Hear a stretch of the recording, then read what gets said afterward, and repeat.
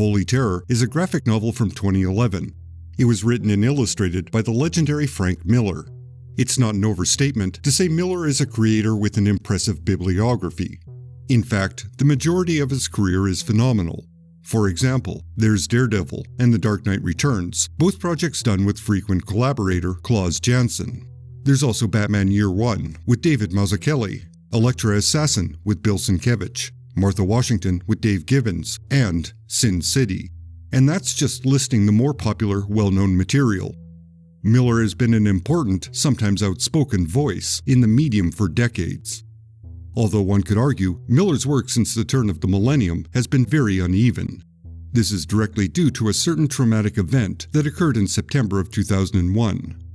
The effect of this event on Miller's work can be seen as early as The Dark Knight Strikes Again, the 2001 sequel to The Dark Knight Returns. Reportedly, some of the delays that series experienced were due to Miller making alterations to the story in response to the shock of that historic episode. While that event cannot be fully blamed for the mess that miniseries eventually became, it certainly contributed to it. Holy Terror was intended to be a Batman project at DC. At some point during the script phase, Miller decided the material didn't fit the character. Presumably, DC also agreed. After all, canceling a previously announced Batman project by Miller is not something they'd normally do. Even if it's terrible, like the aforementioned Dark Knight Strikes Again, it was still guaranteed to generate a healthy profit. However, the raw nature of the material and the politically charged content very likely made it an easy project to let go. Reports vary on whether it was DC or Miller who made the ultimate decision to part ways. It's probably safe to speculate that Miller knew where the material was headed once he started writing, and he also knew that DC would probably demand extensive changes. It's also safe to speculate there was a contractual agreement between them. At that point in his career, Miller would have negotiated some guarantees. After all, he's Frank Miller. His name and reputation definitely precede him. There's no way he's going to accept the standard work-for-hire contract. So Miller was potentially looking at years of editorial interference, which would be a headache for both parties, or he could offer DC an out and take the project elsewhere. Within that context, the decision was likely mutual. Both parties had incentive to part ways on friendly terms. For the record, Holy Terror would be published by Legendary Comics, a subsidiary of the motion picture studio Legendary Entertainment. Not coincidentally, Legendary had movie distribution from and shared production costs with Warner Brothers, the parent company of DC. Again, not coincidentally, Legendary Entertainment produced Zack Snyder's adaptation of 300, Miller's graphic novel from 1998, and Watchmen, and the Christopher Nolan Batman trilogy. So, while DC had publicly distanced themselves from the Holy Terror project, they were only a few steps removed. Notably, Holy Terror was the first graphic novel published by Legendary Comics, the bulk of their subsequent publishing output being licensed properties that tie in with movie franchises, such as Pacific Rim, Lost in Space, King Kong, and Godzilla. The only other notable original material was Annihilator by Grant Morrison and Fraser Irving, both of whom have done a significant amount of work for DC. Miller worked on the graphic novel for 5 years. He reworked the Batman as the Fixer and Catwoman as Natalie Stack, a cat burglar. The parallels are quite obvious, especially in the nature of their forbidden love style of relationship, which seems based on self-loathing and spite more than anything. Character-wise, they both seem to be, well, Batman and Catwoman, as generously filtered through Miller's lens. Their banter reads exactly like what one would expect if Miller was writing the actual characters. Regardless, the story of Holy Terror is about one terrible evening in Empire City when terrorists launch a series of attacks. In response, the Fixer and Natalie hunt down and then kick some terrorist ass. The end. The summary is brief and a touch dismissive because there's absolutely no subtlety in the narrative. It is an unabashed, unapologetic piece of propaganda. At the time, Miller was rather vocal about it being specifically intended as a piece of propaganda. As justification for the tone of the material and his unapologetic stance, Miller had this to say, quote, "Let's keep in mind, back in the 40s, Superman punched out Adolf Hitler. Pause. Actually, it was Captain America that punched out Hitler, although Superman did rough him up a bit once. Miller likely misspoke.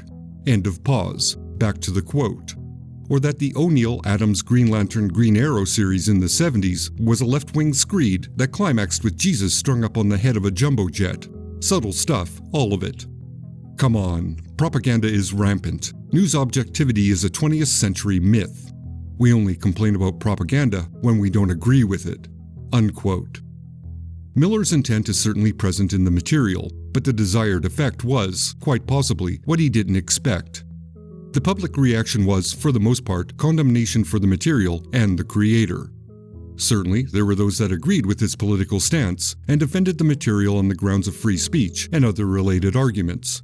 Objectively, the reception to Holy Terror wasn't universal distaste. For that matter, even those who disagreed with the blatant agenda attempted to find artistic merit within the work.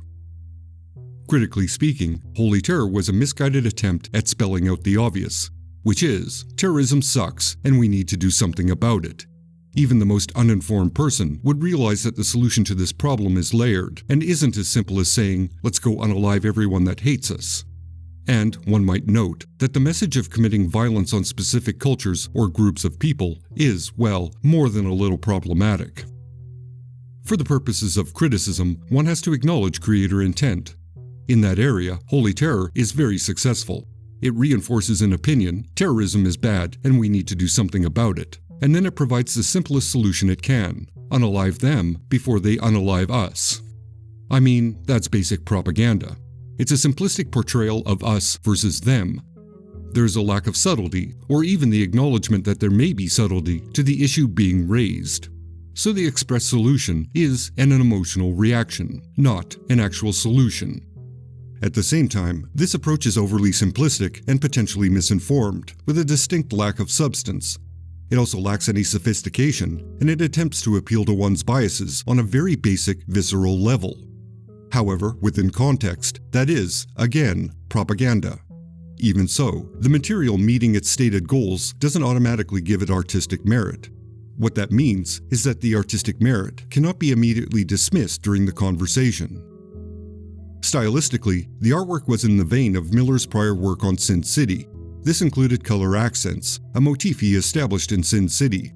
However, despite these color cues and the stark contrast of black and white, the visual narrative was confusing at times. It's an element that has become common in Miller's later work. Like many artists, in the latter part of their career, their style becomes hardened to the core elements, which leads to seemingly abstract imagery. In Miller's case, the figures become very cartoony, and many details are lost in shadow and light. It makes for a very murky reading experience at times. After publication, Miller would double down on his political statements a few months later by commenting on the Occupy movement. Quote, "This is no popular uprising. This is garbage. And goodness knows they're spewing their garbage, both politically and physically, every which way they can find. Wake up, pawn scum. America is at war against a ruthless enemy." Unquote. However, Miller's aspirations to inspire a response that equaled the rage he placed inside Holy Terror seemed to be out of tune with the times. Worse yet, to some, he looked like a cranky, scared old man that was using his platform to inspire hate towards specific people. It wasn't a good look, as the saying goes. Publicly, Miller seemed to fade from view, or more accurately, he didn't attempt to inspire more outrage. In recent years, Miller has slightly walked back the attitude he displayed in Holy Terror. Quote, "My stuff always represents what I'm going through. When I look at Holy Terror, I can really feel the anger ripple out of the pages. There are places where it is bloodthirsty beyond belief. I don't want to go back and start erasing books I did. I don't want to wipe out chapters of my own biography. But I'm not capable of that book again." Unquote. It's safe to say no one reasonable wants to erase history, or to edit out material that crosses a particular social line, because that hypothetical line is always in motion. At best, Holy Terror is a reactionary piece of material that reflects a specific period of time, and it's one creator's basic, misguided attempt to attack a problem with words and pictures. All that's left to say is, thank you for watching. If you enjoyed this video, please subscribe, like, comment, and all that good stuff. Additional thanks to all those that directly support this channel and help keep the lights on. I appreciate every single one of you. Thank you.